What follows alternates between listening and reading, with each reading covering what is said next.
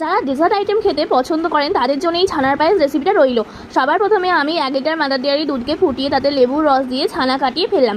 লেবুর দিয়ে ছানা কাটালে কিন্তু তার টেস্টটাই অন্যরকম হয়। এইবার আমি একটি পাতলা কাপড়ের সাহায্যে ছানার জলটা ছেঁকে নিলাম খুব ভালো করে।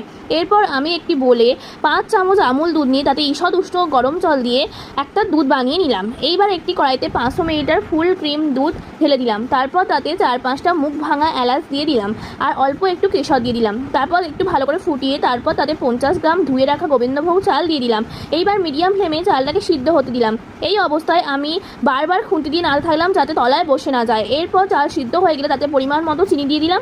তারপর তাতে জল নিগড়ে রাখা ছানাগুলো দিয়ে দিলাম, দিয়ে খুব ভালো করে সব কিছুকে মিশিয়ে দিলাম। তারপর তাতে 8-9টা কাজু বাদাম আর আমুল দুধের যে পেস্টটা করেছিলাম সেটা দিয়ে দিলাম। তারপর তাতে অল্প একটু নুন, টুকরো টুকরো করে ভেঙে রাখা আমন্ড বাদাম, পাস্তা বাদাম দিয়ে দিলাম। শেষে আবার একটু কেশর মিশিয়ে ঠান্ডা হতে দিলাম। ঠান্ডা হওয়ার পর সার্ভ করলাম।